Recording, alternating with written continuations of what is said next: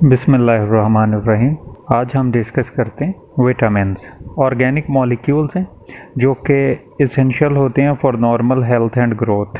ये जो विटामिन्स हैं ये ह्यूमन बॉडी यूजुअली प्रोड्यूस नहीं करती, बल्कि हमें कहीं ना कहीं से जो है वो in the form of organic molecules जो हैं डाइट के साथ लेने पड़ते हैं। तो प्लांट्स जो हैं वो प्रोड्यूस करते हैं या मुख्तलिफ़ तरह के एनिमल्स जो हैं उनसे हम इन्हें जो है वो ऑब्टेन करते हैं। ऐसे ऑर्गेनिक मॉलिक्यूल्स हैं जो कि हमें ट्रेस अमाउंट्स में चाहिए और डाइट में हम ले लेते हैं। जैसे अभी हमने डिस्कस किया, हमारी बॉडी जो है वो इन्हें synthesise. Before the discovery of vitamins इंसान जो है वो मुख्तलिफ़ तरह के न्यूट्रिएंट्स इस्तेमाल करता रहा है।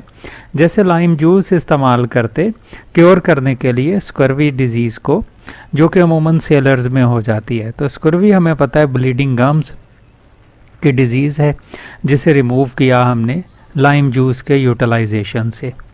ऐसे ही एक और इम्पॉर्टेंट इलनेस जिसका नाम रिकेट्स है, जो कि विटामिन डी की डेफिशिएंसी की वजह से हो जाता है, उसे इंसान रिमूव करता रहा है या क्योर करने की कोशिश करता रहा है कॉड लिवर ऑयल से। ये जो विटामिन डी डेफिशिएंसी की वजह से रिकेट्स हो जाती है, तो इसमें पेल्विस और वेट बेयरिंग बोन जैसे फीमर है ये बो कर जाती हैं। इसी तरह से एंशियंट इजिप्शियंस जो हैं वो लिवर देते रहे ऐसे लोगों को जिन्हें नाइट ब्लाइंडनेस हो जाती है, जबकि आज हमें पता है नाइट ब्लाइंडनेस होती है विटामिन ए की डेफिशिएंसी की वजह से। तो लिवर जो है वो चूँकि एक इम्पॉर्टेंट सोर्स है विटामिन ए का, तो एंशियंट इजिप्शियन इसे जो है वो नाइट ब्लाइंडनेस को ओवरकम करने के लिए इस्तेमाल करते। तो नाइट ब्लाइंडनेस जो है वो विटामिन ए की डेफिशिएंसी की वजह से होता है, और जिस वजह से हमारी आई की जो रेटिना लेयर है उसमें रॉड सेल्स जो हैं उनमें ये प्रॉपर नहीं बन पाता, या रॉड सेल्स में वीक होने की वजह से हमें रात को ठीक नज़र नहीं आता। इन मॉडर्न एजेस 1912 में साइंटिस्ट ने कहा कि हमें कार्बोहाइड्रेट्स, फैट्स, प्रोटीन्स और सर्टेन अदर फैक्टर्स जो हैं वो रिक्वायर हैं अपनी डाइट के साथ for proper health and growth. और वो जो प्रॉपर जो सर्टेन केमिकल्स हमें रिक्वायर हैं, they are now known as the vitamins. तो विटामिन्स जो है हमने कैसे डिस्कवर किए, इनकी डिस्कवरी के मुतालिक थोड़ा हम इंट्रोड्यूस करते हैं। तो हिस्ट्री इसकी कुछ यूँ कि वो एक डच फिजिशियन और पैथोलॉजिस्ट थे, क्रिश्चियन एक्मैन। इन क्रिश्चियन एक्मैन ने देखा कि इनके चिकन्स में हो जाता है पॉलीन्यूराइटिस। पॉलीन्यूराइटिस एक नर्वस डिसऑर्डर है जिसमें चिकन्स जो हैं उनकी नेक जो है, उसकी नर्व्स और मसल्स जो हैं वो हो जाते हैं स्ट्रेच, और वो ऐसे लगता है जैसे स्टार गेज कर रहे हैं। उनकी गर्दन ऊपर की तरफ हो जाती है और हमें लगता है कि सितारों को ही तकते जा रहे हैं। तो 1890 में उसके चिक्स में जो उसने लेबॉर्ट्री में ग्रो करवाए हुए थे, ये नर्व डिजीज़ जो है पॉलीन्यूराइटिस हो गई। तो पॉलीन्यूराइटिस उसने कहा it is associated with the nutritional disorder और just like that of the beri. अब ऐसी कंडीशन थी ये जिसमें उसने देखा कि ये जो पॉलीन्यूराइटिस है 1897 तक वो इसे देख पाया कि चिक्स को जब मैं पॉलिश्ड वाइट राइस खिलाता हूँ, पॉलिश्ड वाइट राइस से मुराद है कि अच्छी तरह से ऊपर से पॉलिश किए हुए, धुले हुए, तो तब उन्हें जो है वो पॉलीन्यूराइटिस होती है। लेकिन ये कंडीशंस जो है वो पॉलीन्यूराइटिस की डिसअपीयर हो जाती है जब अनपॉलिश्ड राइस जो हैं वो खिलाए जाते हैं। ऐसी ही एक ऑब्जर्वेशन जो है वो पॉलिश साइंटिस्ट पोलैंड के रहने वाले कैज़मीर फंक ने किया।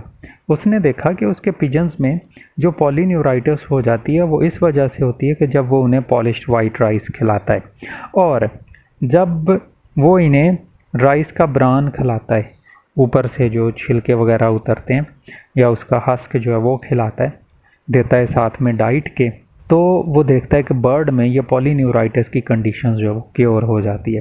तो उसने इन कंपाउंड्स को जो राइस ब्रान में प्रेजेंट हैं उन्हें कहा वाइटल अमाइंस। वाइटल अमाइंस इस वजह से उसने कहा कि क्योंकि सब में प्रेजेंट था नाइट्रोजन कंटेनिंग कंपोनेंट, और नाइट्रोजन कंटेनिंग कंपोनेंट की वजह से हमने इन्हें अमीन का नाम दिया, और लेटर शॉर्टन्ड होके ये बन गया वाइटामिन्स, जिसमें से ई फिर हमने हटा दिया और ये बन गया हमारे लिए वाइटामिन्स। तो इस तरह से विटामिन्स जो हैं वो हमारे डिस्कवर हुए कि मुख्तलिफ़ तरह के नाइट्रोजन कंटेनिंग कंपाउंड्स हैं ये, जो कि इन वेरी माइन्यूट अमाउंट जो वो रिक्वायर होते हैं। हम सारे ही वाइटामिन जो हैं उनको दो ग्रुप्स में क्लासिफाई कर लेते हैं, एक हैं वाटर सॉल्यूबल और दूसरे हैं फैट सॉल्यूबल। वाटर सॉल्यूबल हैं दो तरह के, एक नॉन बी विटामिन और एक B complex vitamin. Non B vitamin complex में आ जाता है एस्कॉर्बिक एसिड और विटामिन सी जिसे हम कहते हैं।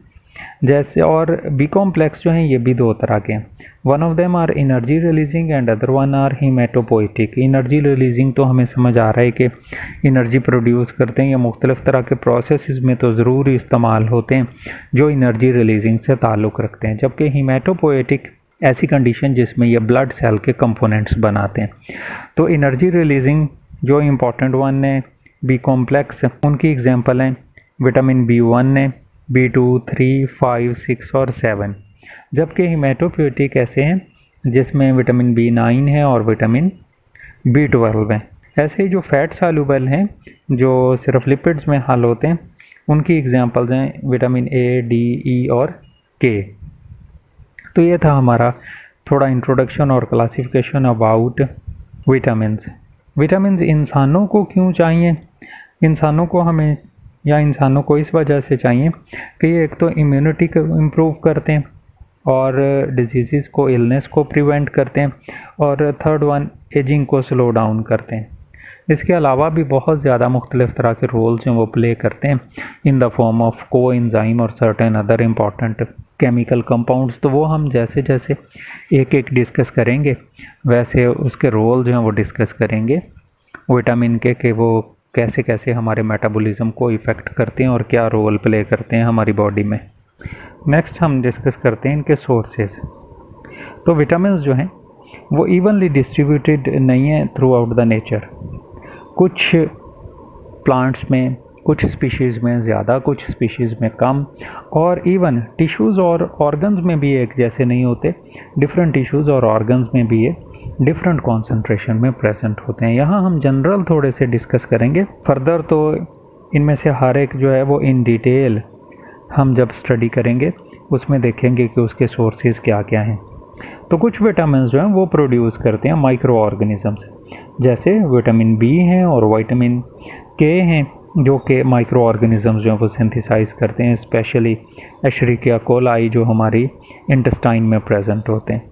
कुछ ऐसे हैं जो सिर्फ एनिमल बॉडी में ही सिंथेसाइज होते हैं, जैसे विटामिन ए और D3 जो हैं जिसे कोलिकैल्सिफेरॉल कहते हैं, और वो सिर्फ एनिमल टिश्यूज़ में प्रेजेंट होते हैं। In the same way beta carotene जो हैं वो सिर्फ चूँकि प्लांट्स जो हैं वो सिंथेसाइज करते हैं, जो कि फिर कन्वर्ट होता है विटामिन ए में। तो बीटा कैरोटीन जो हैं वो सिर्फ प्लांट सिंथेसाइज करते हैं, एनिमल बॉडी में ये सिंथेसाइज नहीं होते।